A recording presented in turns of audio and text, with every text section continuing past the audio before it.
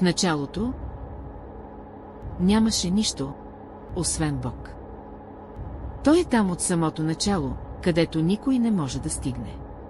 Той създаде първо своя арш, който е таванът на всички сътворени неща, включително всичко, което лежи под земята и всичко, което съществува между нея и арш. Той е, който създаде небето и земите за 6 дни и неговият арш беше над водата. Докато неговият арш беше над водата, Бог определи мерките на творението 50 000 години преди да създаде небето и земите. Някои хора попитаха Мухамед, салалаху алейхи васалям, какво е първото творение на Бог. Той каза, първо не е имало нищо освен Бог, след това той създаде своя арш, неговият арш беше над водата. Арш е създаден от червен рубин и разстоянието между двете му страни ще отнеме 50 000 години, за да се измине. Арш има крака, които се носят от ангелите. И тогава той се издигна над арш, наистина по начин, който устройва негово величество. Тогава той създаде първото нещо за своите творения, това беше неговото перо. Тогава той му каза, пиши, и в същия този час всичко, което трябваше да се случи до деня на Възкресението, беше написано. Тогава той записа всичко в съдбата и създаде небето и земите. Всемогъщият Бог е създателят на всички неща и той е над всички неща, разпоредител на делата. Чрез него всичко е станало, без него не е станало нищо, което е станало.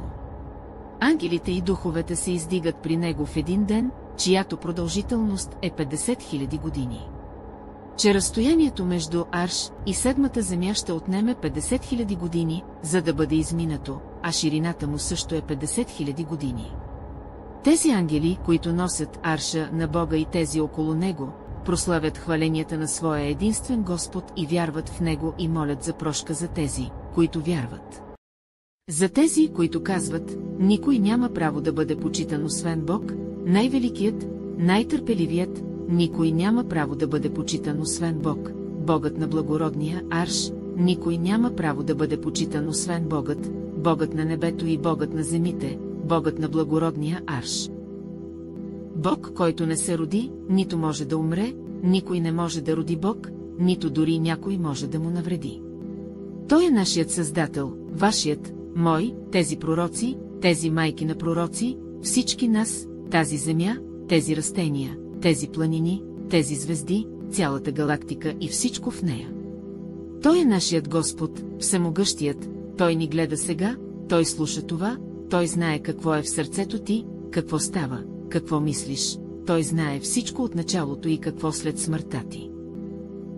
Мухамед салалаху алейхи васалам каза, един от ангелите на всемогъщия Господ, който носи арш на Бога, че разстоянието между ушната мида и рамото му е пътуване от 700 години.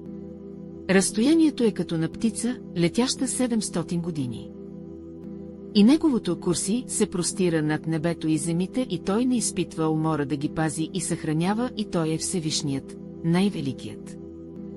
Курси е над нас цялото творение и арш е над курси, курси е подножието на Господа и арш е трунът, който се носи от ангелите и арш е най-голямото творение на Бога.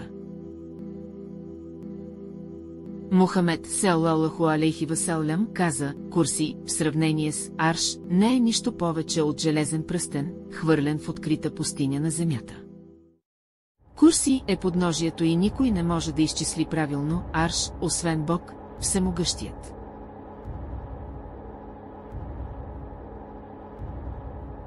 И никой не може да обясни размера на Бога, неговият външен вид, неговият глас и така нататък. Дори не мога да си представя.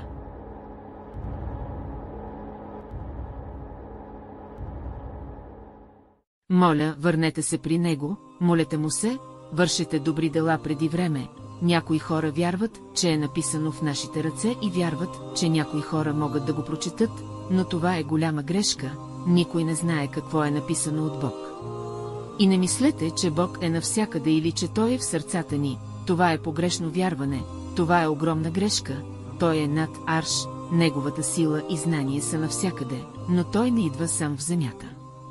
Поне той слиза до най-ниското небе всеки последен час на нощта и казва: кой ме вика, за да мога да му отговоря? Кой иска от мен нещо, което да му дам? Кой иска моята прошка, за да мога да му простя? Така че покайте се, поискайте прошка от Господа, не отивайте към лъжливите богове и лъжливите хора. Елате на истинския път. Вършете добри дела, той ще ви прости. Мухамед салалаху алейхи васалям каза: Бог създаде милостта на 100 части и той запази със себе си 99 части и той изпрати на земята само една част от милостта и поради тази само една част има взаимна любов между цялото творение на земята. Ето защо животно вдига копитата си от младото си, страхувайки се, че може да го нарани. Рахман, я Рахман, саидни, я Рахман, اشرح صدري قرآن, املأ قلبي قرآن, واسق حياتي قرآن. رحمن رحمن ساعدني يا رحمن, اشرح صدري قرآن, املأ قلبي قرآن, واسق حياتي قرآن. رحمن يا رحمن, помоги يا رحمن, успокой мою душу, наполни мое сердце, научи